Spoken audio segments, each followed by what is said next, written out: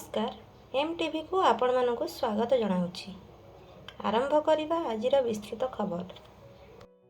आजिर व्यस्तबहुल समय रे समस्ते एते व्यस्त जे निज परिवार बापा माँ कि निज शरीर विषय भाविबाकू कहार पाखरे समय नाही। सेही भलिया जणे विरल व्यक्तित्व हेउछंती मारुति सेनार आगधाड़ीर सैनिक तथा राज्य मुखपात्र प्रदीप महापात्र।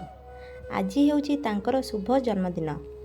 एही अवसर रे तांको संगठनर प्रिय भाई भौणी माने एक सरबत बंटन कार्यक्रम भुवनेश्वर स्थित नीलाद्री विहार हनुमान मंदिर ठारे करिथिले। एही कार्यक्रम को आयोजन करिथिले मारुति सेना राज्य सभापति पप्पूदल बेहरा और परिचालना करथिले खोर्धा जिला सभापति राजू साहू, कौशल्या, लता, राजेश, सोनाली, कृष्ण, शिपू, सुलोचना प्रमुख।